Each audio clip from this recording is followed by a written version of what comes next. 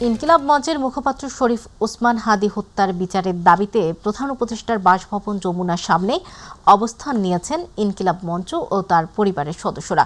জাতিসংঘের তত্ত্বাবধানে তদন্তের দাবিতে বিকেল ৫টার দিকে তারা সেখানে অবস্থান নেন। এ সময় উপস্থিত ছিলেন ইনকিলাব মঞ্চের সদস্য সচিব আবদুল্লাহ আল জাবের, ফাতেমা তাসনিম জুমা, ওসমান হাদির স্ত্রী ও ইনকিলাব মঞ্চের সদস্যরা। ত্রয়োদশ জাতীয় সংসদ নির্বাচন ও গণভোটের তফসিল ঘোষণার পরদিন গত ১২ ডিসেম্বর ঢাকার পল্টন মডেল থানার বক্স কালভার্ট রোড এলাকায় শহীদ ওসমান হাদিকে গুলি করে দুর্বৃত্তরা। সেখান থেকে তাকে ঢাকা মেডিকেল কলেজ হাসপাতাল ও এভার কেয়ার হাসপাতাল হয়ে সিঙ্গাপুরে নেওয়া হয়। সিঙ্গাপুর জেনারেল হাসপাতালে চিকিৎসাধীন অবস্থায় ১৮ ডিসেম্বর রাতে তিনি মারা যান।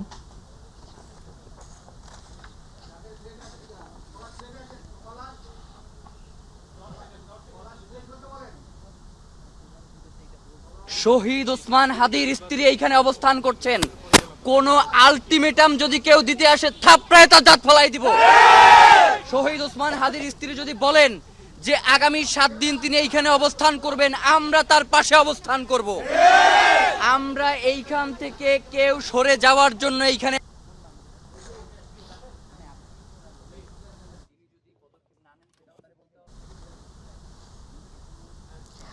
দর্শক, এই মুহূর্তে রাষ্ট্রীয় অতিথি ভবন যমুনার সামনে আছেন সহকর্মী তরিকুল ইসলাম পলাশ, যুক্ত হচ্ছি তার সাথে। পলাশ, ইনকিলাব মঞ্চের সদস্যরা কি বলছেন, তারা কি কোনো কর্মসূচি দিয়েছেন কিনা জানাবেন।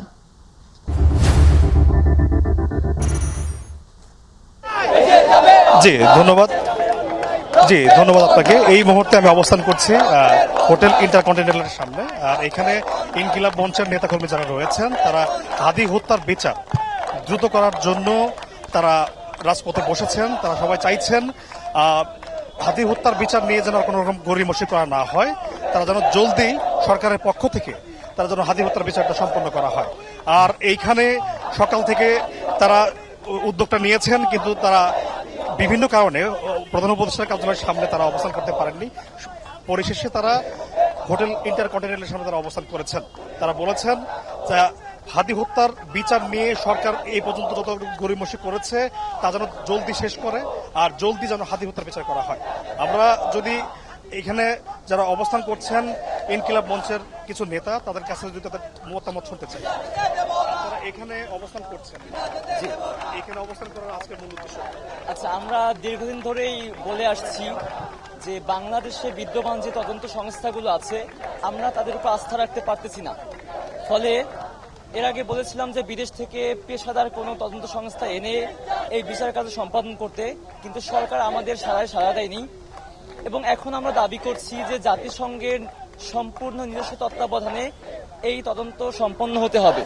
আমরা এর আগেও বিভিন্ন দেশে দেখেছি যেখানে ওই দেশের সরকার কোনো তদন্ত যখন সুষ্ঠুভাবে করতে ব্যর্থ হয়েছে তখন তারা জাতিসংঘের সহায়তা নিয়েছে।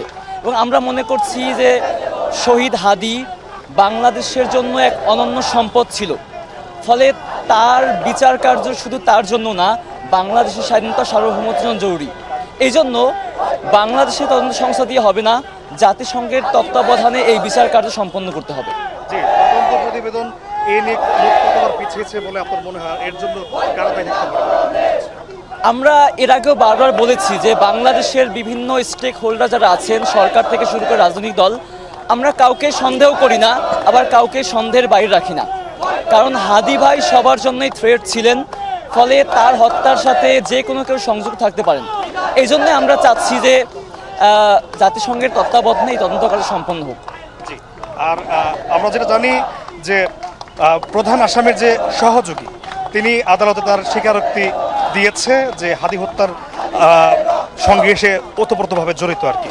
এরপরেও আপনাদের পক্ষ থেকে কি কোনো রকম সাক্ষী প্রমাণ বা কোনো রকম প্রমাণাদি পেশ করা বিলম্ব হচ্ছে কিনা, বা এর জন্য এই হত্যার বিচার কার্য পিছিয়ে যাচ্ছে কিনা, কি মনে হচ্ছে আপনার?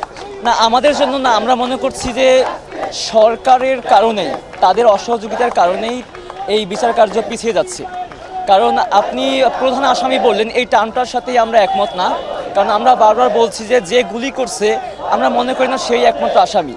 এর পেছনে কয়েক লেয়ারের বিভিন্ন সংস্থা যুক্ত থাকতে পারে।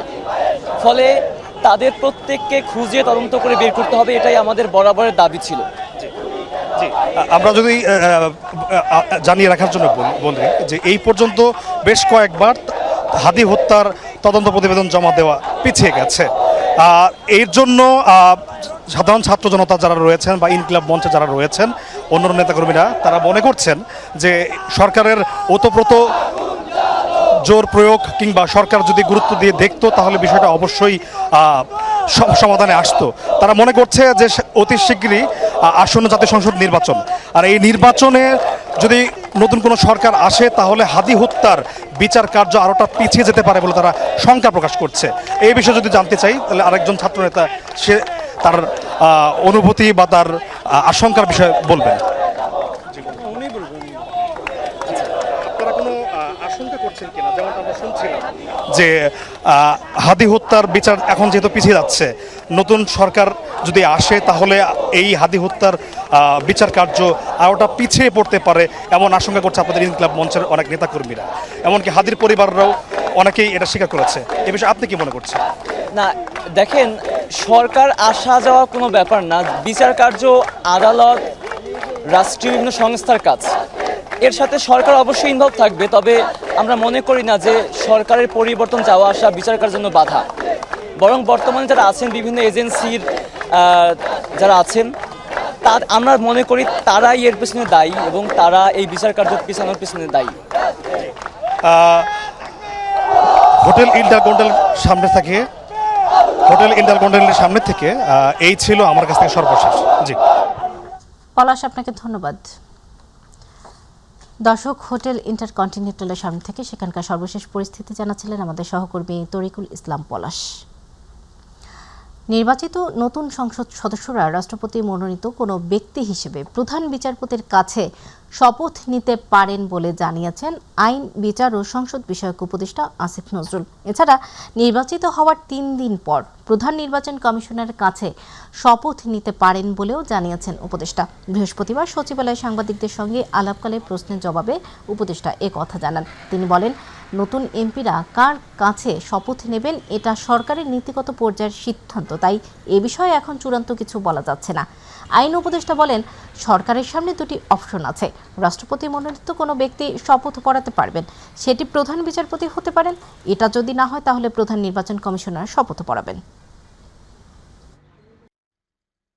নতুন যারা সংসদ সদস্য হবেন ইনশাআল্লাহ 12 তারিখে ইলেকশনের পরে তাদের শপথ গ্রহণ করার কথা হচ্ছে স্পিকারের, স্পিকার না থাকলে ডেপুটি স্পিকারের, ওনারা না থাকলে অন্য বিধানও আছে। এখন আমাদের এখানে স্পিকার, ডেপুটি স্পিকারের মধ্যে একজন নিখোঁজ, আরেকজন জেলে আছেন, তাদের বিরুদ্ধে গুরুতর কিছু মামলা আছে এবং তারা পদত্যাগও করেছেন, বিশেষ করে স্পিকার। ফলে এই অবস্থায় ওনাদের দ্বারা শপথ গ্রহণ করার কোনো রকম স্কোপ আছে বলে আমি মনে করি না। আমাদের আইনে আছে ওনারা যদি শপথ গ্রহণ করাতে না পারেন তাহলে রাষ্ট্রপতি কর্তৃক মনোনীত, অর্থাৎ প্রধান উপদেষ্টার পরামর্শক্রমে রাষ্ট্রপতি কর্তৃক মনোনীত ব্যক্তি শপথ গ্রহণ করাবেন।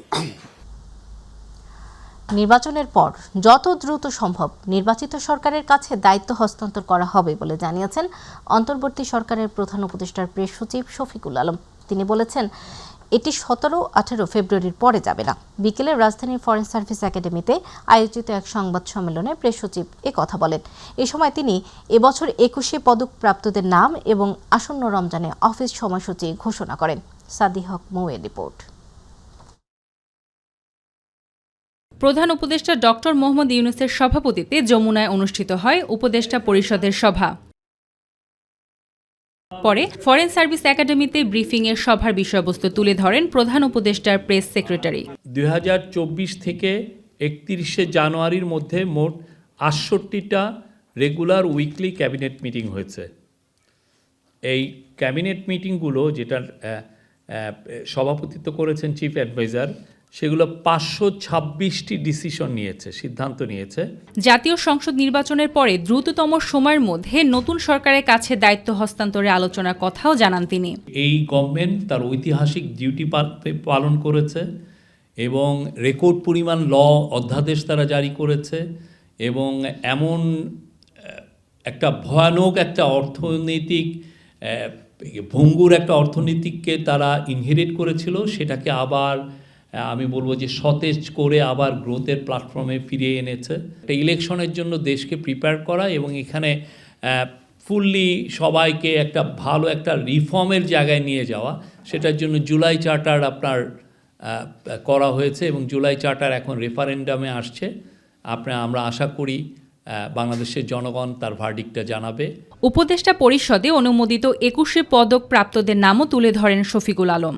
এই বছর 21 পদক পেতে যাচ্ছেন 1 ফরিদ আক্তার ববিতা চলচ্চিত্রের জন্য, 2 প্রফেসর ডক্টর মোহাম্মদ আব্দুস সত্তার, 3 মেরিনা তাবাসসুম, 4 আয়ুব বাচ্চু, 5 ওয়ারফেজ, আপনারা জানেন ওয়ারফেজ দল সম্পর্কে, সঙ্গীত দল সম্পর্কে, ব্যান্ড মিউজিক, 6 ইসলাম উদ্দিন পালাকার, 7 শফিক রেহমান, 8 প্রফেসর মাহবুবুল আলম মজুমদার, 9 তেজস হালদার যশ, আর 10 হচ্ছে অর্থী আহমেদ।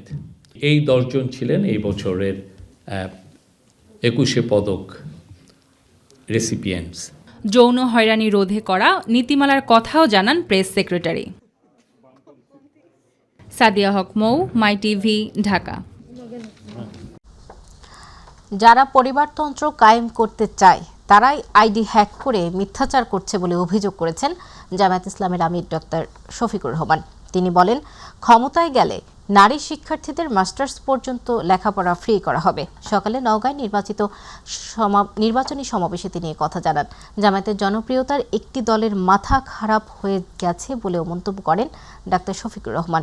পরে চাঁপাইনবাবগঞ্জ, রাজশাহী ও নাটোরে পৃথক জনসভায় ভাষণ দেন জামায়াত আমির। আতিকুর রহমান তিতাসের রিপোর্ট।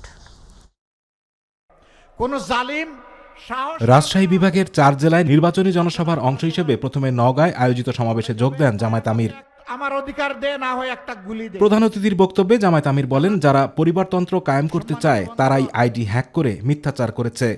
এদেশের সমস্ত বৈধ নাগরিক এবং এদেশে যারা বসবাস করেন তারা সকলেই বাংলাদেশের দেওয়া, বাংলাদেশের সংবিধান অনুযায়ী তাদের সমস্ত অধিকার সমানভাবে ভোগ করবেন। নওগাঁর বাসিন্দাদের বিভিন্ন প্রতিশ্রুতি দিয়ে তিনি বলেন, ক্ষমতায় গেলে নওগাঁ শহরের রাস্তাগুলো 4 লেন করা হবে। উত্তরবঙ্গকে কৃষি শিল্পের রাজধানী হিসেবে গড়ে তোলা হবে বলেও জানান ডাক্তার শফিকুর রহমান। আমরা দেখব বাংলাদেশের প্রিয় জনগণ কোন জায়গায় বেশি দুঃখে কষ্টে আছে, সেই জায়গার সমাধানটা হবে আগে ইনশাআল্লাহ। জামায়াত ইসলামী ক্ষমতায় গেলে ছাত্রীদের মাস্টার্স পর্যন্ত পড়ালেখা ফ্রি করা হবে জানিয়ে তিনি বলেন, যুবকদের বেকার ভাতা নয়, কর্মসংস্থানের ব্যবস্থা করা হবে। যারা আমাদের ছাত্র সমাজ রয়েছে এর মধ্যে ছাত্রীদের জন্য আমাদের অঙ্গীকার, মাস্টার্স পর্যন্ত তারা সম্পূর্ণ সরকারি খরচে লেখাপড়া করবেন ইনশাআল্লাহ। এরপর চাঁপাইনবাবগঞ্জে আয়োজিত জনসভায় যোগ দিয়ে জামায়াত আমির বলেন, যার যেমন অবদান তার তেমন মূল্যায়ন করা হবে। বাংলাদেশকে রকেট গতিতে সামনের দিকে এগিয়ে নিয়ে যাবে তরুণরা। যার যেটা ন্যায্য পাওনা, একজন কর্মচারী কর্মকর্তা, সে সরকারি, আধা সরকারি, স্বায়ত্তশাসিত, বেসরকারি, যেখানেই হোক সে যেন তার পুরা মেধা যোগ্যতা উজাড় করে সেখানে সেবা দিতে পারে। আর রাষ্ট্র এবং নিয়োগকারী সংস্থাও যেন তাদেরকে সম্মানের সাথে বসবাস করার মতো সুযোগ তাদের হাতে তুলে দেয়। আমরা তা নিশ্চিত করব ইনশাআল্লাহ। বাংলাদেশ নামের যেই উড়োজাহাজ, সেই উড়োজাহাজের ককপিটে বসবে যুবকেরা, আমরা গিয়ে বসবো পিছনের প্যাসেঞ্জার সিটে। দেশ তারা রকেট গতিতে চালিয়ে সামনের দিকে নিয়ে যাবে। সমাজের সকল স্তরে নারীদের অধিকার, মর্যাদা এবং নিরাপত্তা নিশ্চিত করা হবে জানিয়ে জামায়াত আমির বলেন, কেউ নারীদের দিকে চোখ তুলে তাকাতে পারবে না, এমন সমাজ গড়ে তুলতে চায় জামায়াত ইসলামী। ইনশাআল্লাহ আমরা এমন একটা সমাজ গড়তে চাই, পুরুষরা পাবে পুরুষদের অধিকার, মহিলারা নারীরা পাবে তাদের অধিকার, এবং কোন জালিম আমার কোন মা, বোন, মেয়ে, জায়া কারো দিকে চোখ তুলে তাকানোর সাহস করবে না। পরে রাজশাহীতে এক জনসভায় যোগ দিয়ে জামায়াত আমির বলেন, ঠান্ডা মাথায় রাজনীতি করতে হবে, কোনোভাবেই ভোট ডাকাত, ইঞ্জিনিয়ারিং কাউকে কোনো ছাড় দেওয়া হবে না। তাই এখন থেকেই ভোট কেন্দ্র পাহারা দেওয়ার আহ্বান জানান তিনি। বিচার ব্যবস্থায় ন্যায়পরায়ণতা আনার পাশাপাশি দুর্নীতিবাজদের লাল কার্ড দেখাবে দেশের মানুষ। হ্যাঁ মানে পুরানা রাজনীতিকে লাল কার্ড। যেই রাজনীতি মানুষ খুন করে, যেই রাজনীতি আয়নাঘর তৈরি করে, যে রাজনীতি দেশপ্রেমিক নেতাদেরকে খুন করে, যেই রাজনীতি আমার দেশের সমস্ত সম্পদ লুণ্ঠন করে, যেই রাজনীতি রাজনীতিবিদদের জন্য ব্যবসার উপাদানে পরিণত হয়, 12 তারিখ সেই রাজনীতিকে ইনশাআল্লাহ লাল কার্ড। সবশেষ নাটোরের জনসভায় যোগ দিয়ে ডাক্তার শফিকুর রহমান বলেন, যে বাংলাদেশে নারী সমাজ স্বাচ্ছন্দ্যে নিরাপদে থাকতে পারবে সেই বাংলাদেশ চায় জামাত। অতীতের জন্য আল্লাহ রাসূল কোনো বিচার করেন নাই। আমরা অতীত নিয়ে খুব ঘাটাঘাটি করতে পারবো না, তবে জুলাইয়ের দায়িত্ব অস্বীকার করতে পারবো না। এই দায়িত্বের প্রতি আমাদেরকে সম্মান দেখাতে হবে। আপনারা দোয়া করবেন। এক একটা জনসভায় পাল্লা দিয়ে পুরুষের মতো নারীরাও এসে যাচ্ছেন, তারাও এসে বলছেন আমরা আছি সত্যের পক্ষে। আজকে দরজায় সত্য এসে কড়া নেড়ে বলছে সত্য এসে গেছে, মিথ্যা পালিয়ে যাচ্ছে। ইনশাআল্লাহ সত্যের বিজয় হবে ইনশাআল্লাহ। আতিকুর রহমান তিতাস, মাই টিভি। জিন্দাবাদ জিন্দাবাদ। দর্শক, এই মুহূর্তে ভোলা থেকে নির্বাচনী প্রচারণার খবর জানাতে যুক্ত হচ্ছেন আমাদের সহকর্মী আরিফ হোসেন লিটন। ভোলায় নির্বাচনের প্রচারণার উত্তাপ কেমন দেখছেন এবং কি কি সর্বশেষ খবর আছে জানাবেন। সদা, আপনি জানেন যে আগামী 12ই ফেব্রুয়ারি ত্রয়োদশ জাতীয় সংসদ নির্বাচন অনুষ্ঠিত হতে যাচ্ছে। তারই ধারাবাহিকতায় ভোলায় যে 4টি আসন রয়েছে, ভোলা সদর সহ 4টি আসনে কিন্তু নির্বাচন প্রায় শেষ মুহূর্তে কিন্তু জমে উঠেছে। প্রার্থীরা ভোটারদের দ্বারা দ্বারা যাচ্ছেন, দিচ্ছেন নানা রকমের প্রতিশ্রুতি। আমি কিন্তু সকাল থেকে বিগত দিন থেকে ঘুরে আজকে পর্যন্ত এমনটাই কিন্তু দেখতেছি। তো আমি কিন্তু এখন আছি ভোলা ওয়াস্টিন পাড়া। আমার সাথে এখানে আছেন ইসলামী আন্দোলন হাত পাকা প্রতীক নিয়ে যিনি নির্বাচন করতেছেন, মাওলানা মোহাম্মদ ওবায়দুর রহমান। তিনি কিন্তু একটি পরিচিত মুখ। তিনি ভোলাতে হাত পাখাকে বিজয়ী করার জন্য ভোলার যে গ্রামগঞ্জ বিভিন্ন শহর বাজার কিন্তু চষে বেড়াচ্ছেন। আমি এখন তার কাছে জানতে চাইব যে আপনারা তো এবার একক প্রার্থী সারা বাংলাদেশে দিয়েছেন, আপনি ভোলা সদর আসন থেকে নির্বাচন করতেছেন। নির্বাচনে বিজয়ীর ব্যাপারে আপনারা কতদূর আশাবাদী এবং আপনারা বিজয়ী হবেন এতটা আশাবাদী আপনারা কেন করছেন? আমি আপনার কাছে বিষয়টা একটু জানতে চাই। ধন্যবাদ মাইটিপি কর্তৃপক্ষ, কলাকুশলী সহ ভোলা এক আসনের এই ভোলা দ্বীপ জেলা ভোলার সদরের জনগণ সবাইকে আমি মোবারকবাদ জানাচ্ছি। আসলে ভোলা এক আসনে আমি জয়ের ব্যাপারে আশাবাদী এই জন্য, আপনারা জানেন যে আমি 2018 সনে ভোলা নির্বাচন করার পর থেকে এই এলাকার মানুষের যেসব চাহিদা, ভোলা বরিশাল সেতু, ভোলায় গ্যাস ভিত্তিক শিল্প কলকারখানা, নদী বাঁধের স্থায়ী বাঁধ, ভোলার বেকারত্ব দূরকরণ সহ বিডিএফ ভোলার জেলার সভাপতির দায়িত্ব পালন করার কারণে ভোলার সমসাময়িক বিষয়গুলি নিয়ে আমি এই জেলার মানুষের সাথে ছিলাম। তাদের সাথে থেকে আমি ভোলার দাবি দাওয়াগুলো নিয়ে কাজ করেছি, আমরা ভালো ফিডব্যাক পেয়েছি। এই জন্য আমি যেহেতু জনগণের সাথে মিশে গেছি, জনগণের সাথে আমার সম্পর্ক উঠা বসা, এই এলাকায় আমি থাকি, আমি বাস করি, সেই জন্যই জনগণ আমাকে অ্যাকসেপ্ট করেছে এবং আগামীতে আমাকে ভোট দিবে। আমি এই জন্য আশাবাদী যে আমি শতভাগ ইনশাল্লাহ বিজয় লাভ করবো হাত পাকা প্রতীকে। ধন্যবাদ।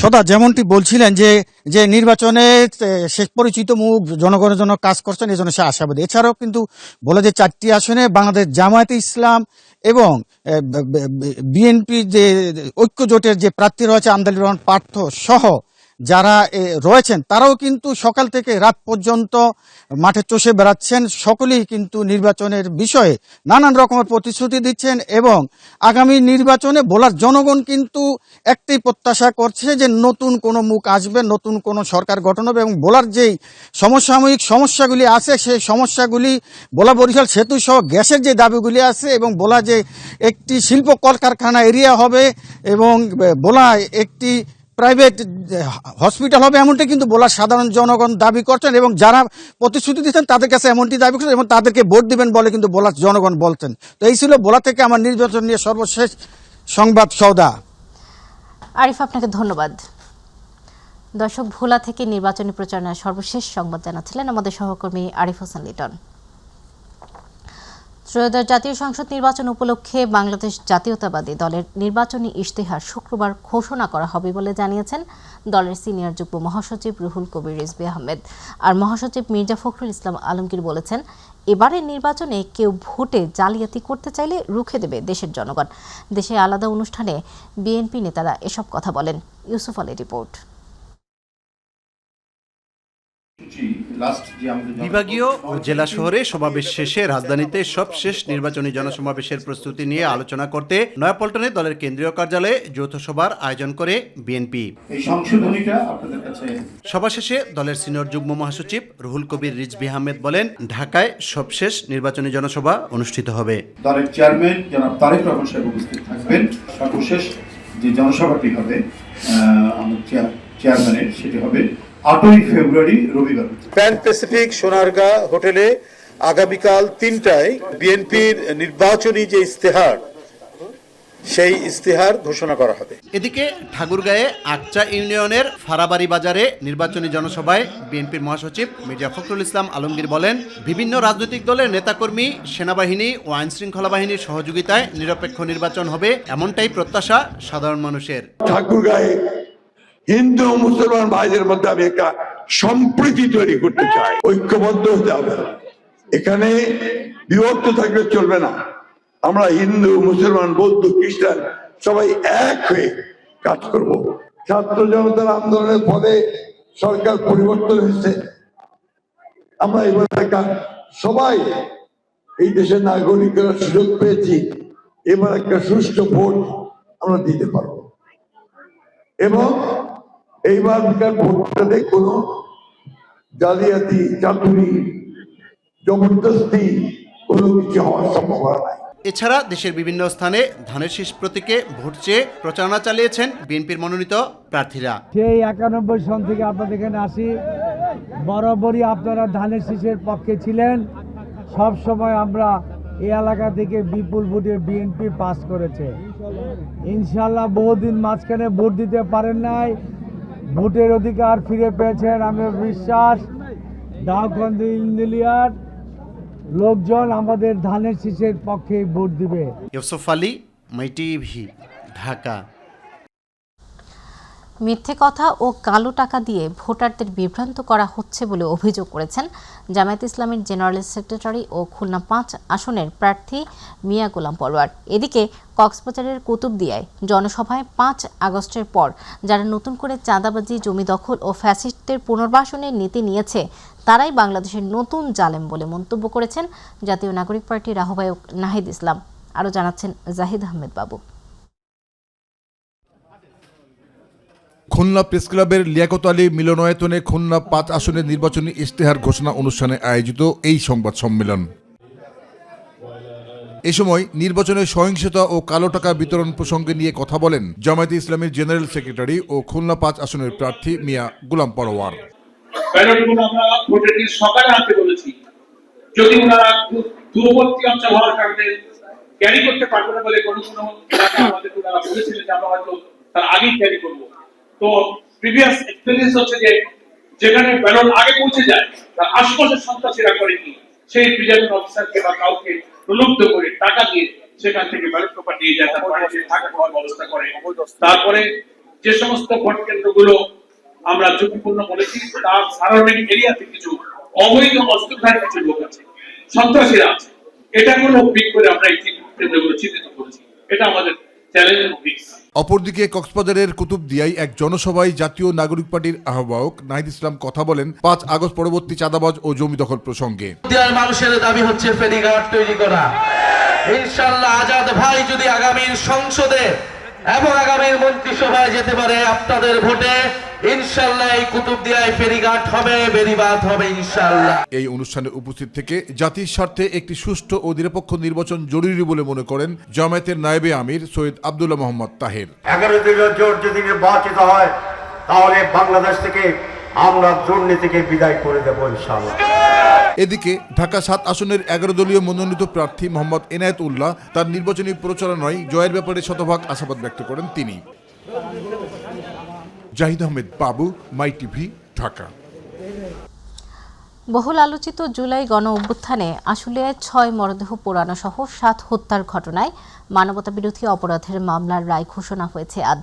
রায়ে সাবেক সংসদ সদস্য সাইফুল ইসলাম সহ 6 জনের মৃত্যুদণ্ড, 7 জনের যাবজ্জীবন এবং 2 জনকে 7 বছর করে কারাদণ্ড দেন আন্তর্জাতিক অপরাধ ট্রাইব্যুনাল 2।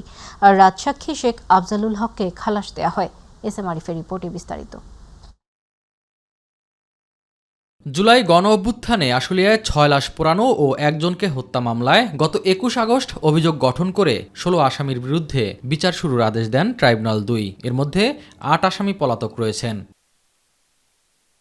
দীর্ঘ বিচারিক প্রক্রিয়া শেষে বৃহস্পতিবার এই মামলার রায় ঘোষণা করা হয়। রায়ে সাবেক সংসদ সদস্য সাইফুল ইসলাম সহ 6 জনের মৃত্যুদণ্ড, 7 জনের যাবজ্জীবন এবং 2 জনকে 7 বছর করে কারাদণ্ড দেন ট্রাইব্যুনাল। আর রাজসাক্ষী আফজালুল হককে খালাস প্রদান করা হয়। স্থানীয় এমপি সাইফুল ইসলাম তাকে মৃত্যুদণ্ড দেওয়া হয়েছে। আশুলিয়া থানার ওসি AFM শাহেদ রনিকে মৃত্যুদণ্ড দেওয়া হয়েছে। এসআই আব্দুল মালেককে মৃত্যুদণ্ড দেওয়া হয়েছে। এএসআই বিশ্বজিৎ শাহকে মৃত্যুদণ্ড দেওয়া হয়েছে। কনস্টেবল মুকুল চোকদারকে মৃত্যুদণ্ড দেওয়া হয়েছে। রনি ভূঁইয়া যুবলীগ সদস্য, তার মৃত্যুদণ্ড দেওয়া হয়েছে। মোট 6 জনের মৃত্যুদণ্ড দেওয়া হয়েছে। রায়ে অসন্তোষ প্রকাশ করে উচ্চ আদালতে যাওয়ার কথা জানান আসামি পক্ষের আইনজীবীরা। যে হিয়ার্সিগুলো ছিল ওইগুলো সব আনএট্রিবিউটেড হিয়ার্সি, এগুলার দিয়ে বিয়ন্ড রিজনেবল ডাউট প্রসিকিউশন প্রমাণ করতে পারেননি। আমি এই সাদা সংক্ষুব্ধ, আমি উচ্চ আদালতে অ্যাপিলেট ডিভিশনে, সুপ্রিম কোর্টে অ্যাপিলেট ডিভিশনে আপিল করব। আন্তর্জাতিক অপরাধ ট্রাইব্যুনাল 2-এ এটি প্রথম মামলার রায়, আর জুলাই হত্যাকাণ্ডের ঘটনায় তৃতীয়। SM আরিফ, মাই টিভি, ঢাকা।